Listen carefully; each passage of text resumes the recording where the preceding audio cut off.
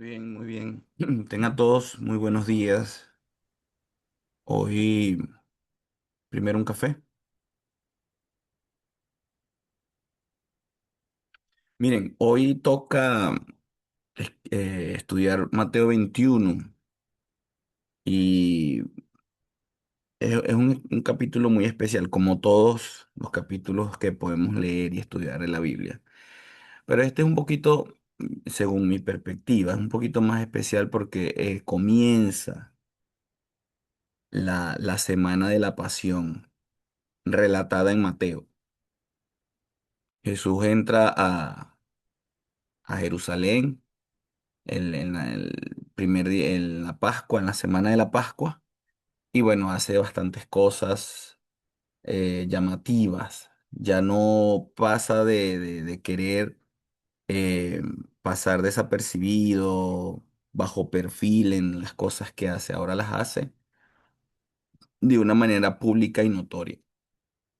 Él necesita terminar de declarar su reino, él necesita llamar la atención, él necesita que los líderes del entonces eh, lo odien. Él los provoca en muchos aspectos, teniendo razón, pero ya él lo hace de una manera más directa para que puedan, entonces, con más vehemencia llevarlo a la cruz. ¿Ok? Entonces, en el ministerio de Jesús, ya él está terminando. O sea, en su ministerio como persona en la tierra que hay encarnado. Ya está terminando. Si bien hizo todo su ministerio en Galilea, debía terminar en Jerusalén. Eh, la ciudad está full de personas, de bien, tanto los que vivían ahí, los peregrinos que venían por la Pascua, todo era un caos en muchas cosas, ¿ok? Sin embargo, para las personas pudientes de ese entonces, sobre todo los saduceos, algunos fariseos, pero sobre todo los saduceos, eh, era muy importante la semana de la Pascua porque ganaban más dinero. Y vamos a ver ahorita eso. Ellos ganaban más dinero. Los saduceos tenían mucho dinero. Tenían mucho dinero. ¿Ok? Eh, y Jesús aprovecha esta multitud en la ciudad para hacer declaraciones, para hacer milagros, que también lo vamos a ver, y lo hace desde la humildad y la mansedumbre. ¿Ok? Y lo primero, desde el 1 al 11 tenemos la entrada triunfal. Y en el contexto del Medio Oriente, un rey entraba, cuando entraba en un caballo, eh, simbolizaba un rey de guerra, de conquista, posiblemente un reino eh, cuando conquistaba a otro, el rey entraba a esa ciudad conquistada en su caballo, preferiblemente blanco o negro. No necesariamente tenían que ser esos colores, pero era lo que ellos más buscaban, pues la realeza, el poder y esto. Entonces, que Jesús entre en un asno da a entender un reino humilde, un reino de paz. Y cuando las personas comienzan a verlo, atan cabos de Zacarías 9:9, aquí tu rey viene a ti manso y sentado sobre un asna.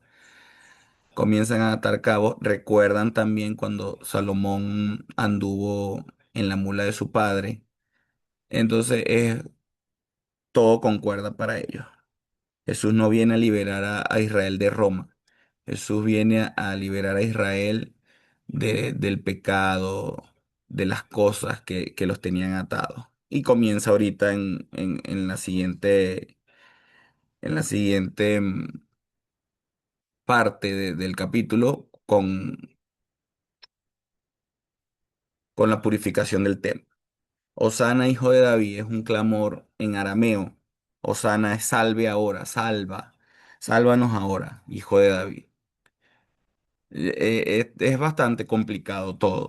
Nosotros lo leemos, entendemos que Jesús viene de David. Mateo nos se encargó de decirlo en el primer capítulo, pero para las personas que venga el hijo de David, para ellos significaba que iban a ser una nación libre, que Jesús iba a destruir al imperio romano. Para esas personas significaba eso. Por eso al final de la vida de Jesús, cuando están ahí, ¿a quién quieren que le libere? ¿A Barrabás o a Jesús? Si bien los líderes, el Sanedrín aupaba a la multitud a que mataran a Jesús, la multitud responde a que lo maten es porque se sienten defraudados del Mesías. Ok, lo vamos a ver más adelante cuando correspondan esos capítulos. Vamos dando un pequeño adelanto. Ellos querían un Mesías a sus necesidades, a lo que a sus expectativas. Ellos habían imaginado un Mesías bélico, de guerra, de una liberación del imperio. ¿Ok?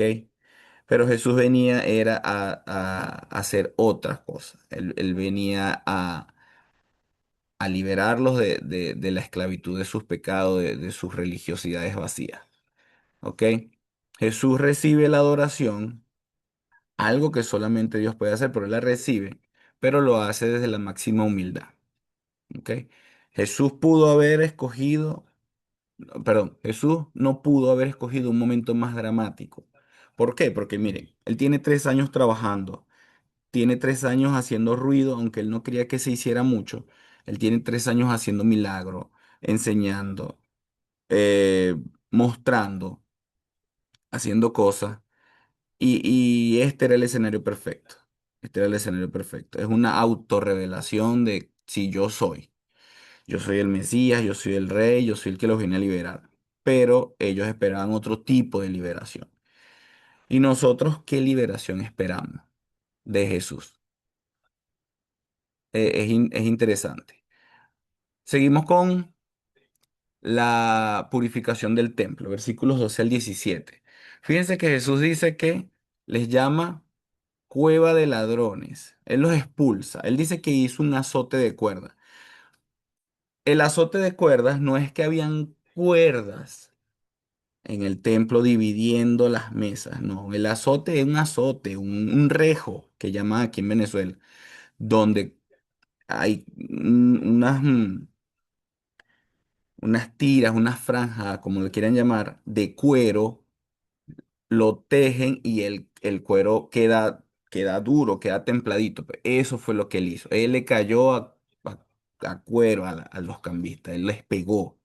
Él no fue que, o sea, habían unos mecates y empezó a agitar eso, no.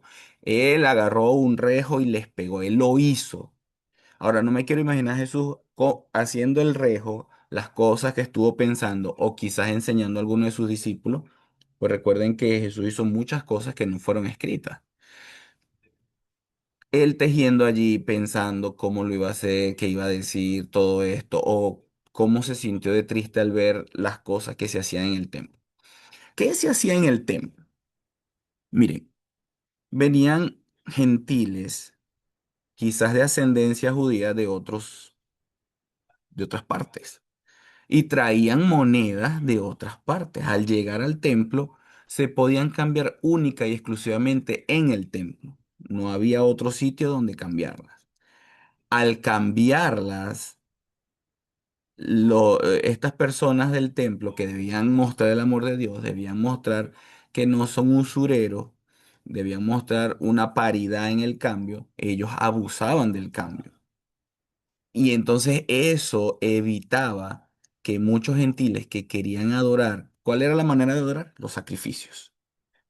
Entonces, los gentiles, había una parte donde ellos querían adorar a Dios, ellos querían rendir su vida a Dios, pero estas personas estaban evitando que los gentiles fueran a adorar o que lo adoraran con lo que ellos le querían dar. Entonces, imagínense que estas personas que venían de lejos tenían un año ahorrando su cosa, preparando su dinero para ir al templo y cuando llegan se consiguen con una cueva de ladrones.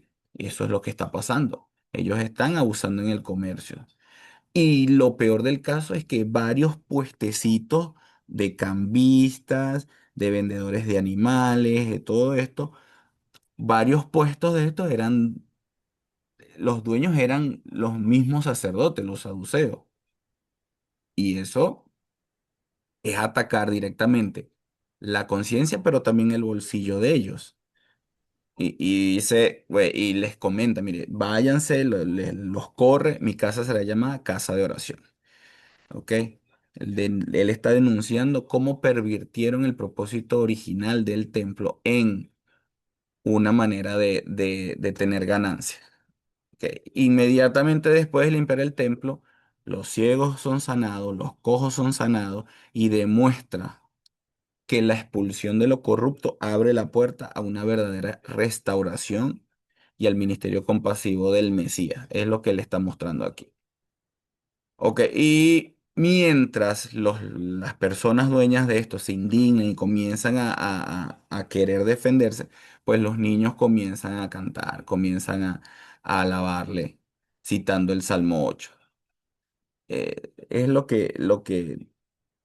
curioso. Estos niños comienzan espontáneamente a adorarle y, y, y alabarle. Luego viene la maldición de la higuera. Es un juicio realmente sobre la hipocresía. Les explico. En esta época del tiempo, en esta época del año, perdón, en el tiempo del año, habían higueras que se ponían frondosas y tenían como unos cogollos, unos frutos chiquitos, dulces. ¿Ok? No eran el fruto que ellos debían dar, pero era algo pequeño y dulce. Eso era lo que Jesús quería ir a buscar en esa higuera. Pero no lo encontró, bueno, y la maldice. Entonces, no tenía fruto. La higuera es un símbolo nacional, no tanto como la palmera, pero es un símbolo nacional. Es como aquí en Venezuela el árbol es el araguaney, pero usted va al llano y es la mata de mango. Entonces es algo así, pues, los mangos.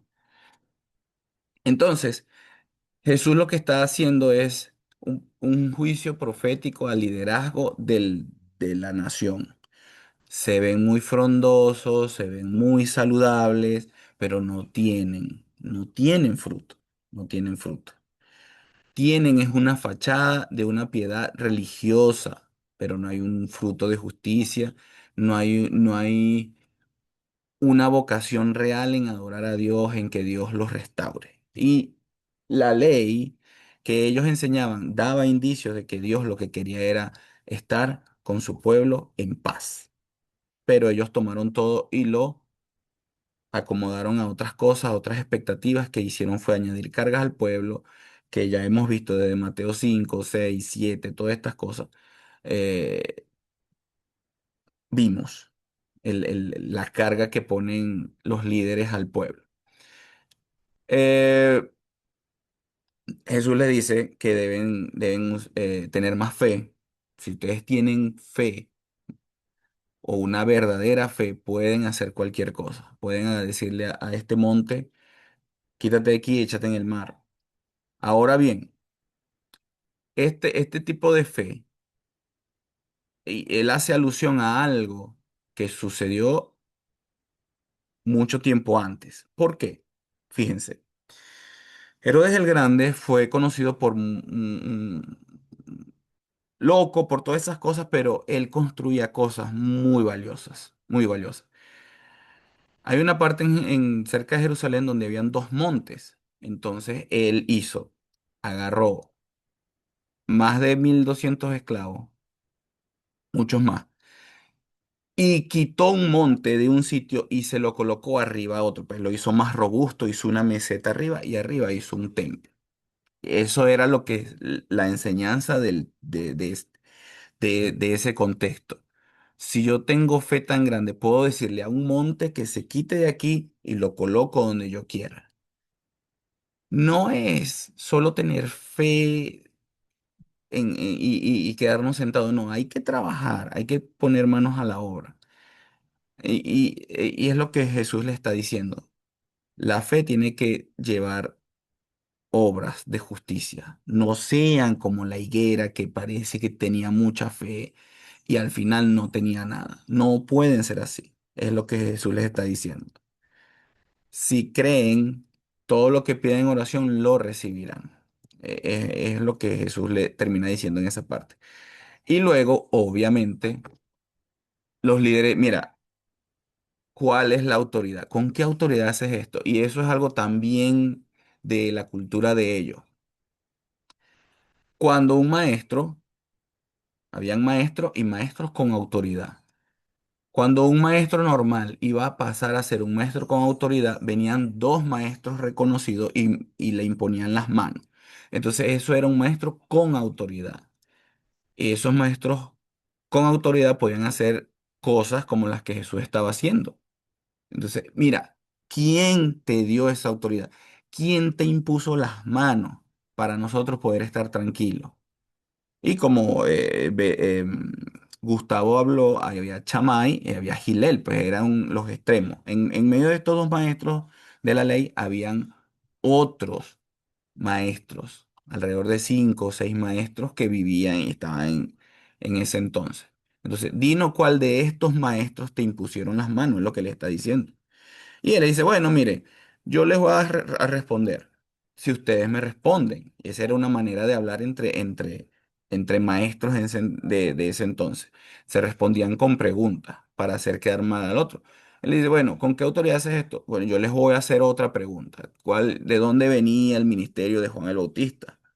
Y dice, bueno, si decimos que era de parte de Dios, porque no le creímos. Y si decimos que es parte de los hombres, pues el pueblo nos va a matar porque ellos lo tenían como un profeta santo.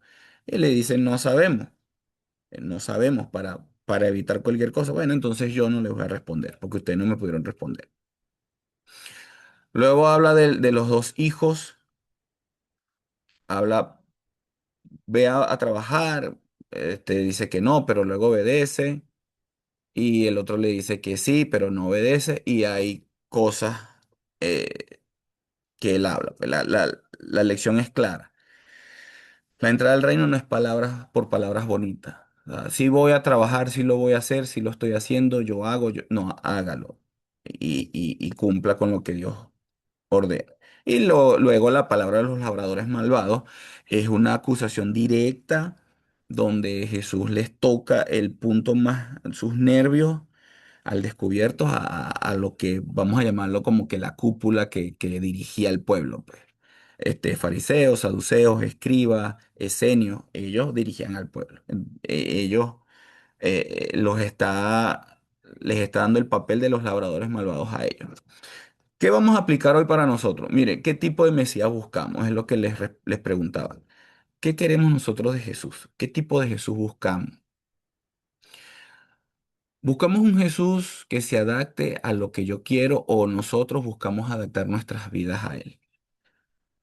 ¿Cómo lo hacemos? ¿Qué ideologías tenemos acerca de Jesús? ¿Cómo está nuestra adoración? ¿Cómo está nuestra pureza en la adoración? Recuerden que los cambistas se instalaron en el templo. Ahora, ¿qué cambistas dentro de nuestro corazón hay que impiden una adoración verdadera? De nosotros mismos no estamos metiendo a nadie todavía. Pero fíjense lo que nos enseñaba Gustavo, lo que hay en el corazón sale. Si yo estoy adorando de una manera vacía, mecánica, eso se ve. Y al verse, yo puedo contagiar de esa adoración vacía a mi hermano. Quizás una persona quiere adorar a Dios, quiere venir a rendir su vida a Dios y mi adoración lo aleja. Es cuestión de hacernos esta pregunta. Debemos ser casa de adoración genuina a Dios. La religión de la apariencia versus un fruto real. ¿Por qué? Porque no podemos ser como esta higuera.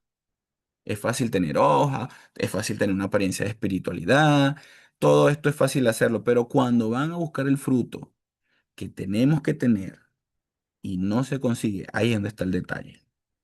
Dios busca un fruto que sea acción, un fruto que lleve amor, que lleve justicia, misericordia, obediencia. Si seguimos, fíjense, si seguimos con los cambistas en nuestro corazón, en nuestra adoración vacía, si seguimos en una religión de apariencia, vamos a caer en un orgullo religioso. Vamos a caer en un orgullo religioso. Y lo que Dios quiere es que seamos como niños adorándolo. No podemos ser arrogantes espiritualmente. Y Jesús nos llama a dar un fruto. ¿Ok? Nosotros somos administradores de los dones de Dios. Se nos ha confiado la viña, su viña, la creación, el evangelio, la comunidad de fe donde estamos, atender a las personas. La pregunta es, ¿qué hacemos con los dones que Dios nos da? ¿Estamos dando fruto o estamos siendo como los labradores que estamos rechazando cosas?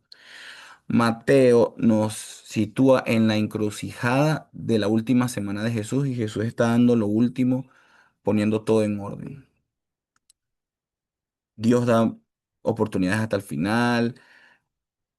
No podemos rechazar al Hijo de Dios. Nosotros a veces queremos un Cristo a nuestra medida, queremos una facilidad en todo y eso nos hace caer fácilmente en una religión, una religiosidad vacía.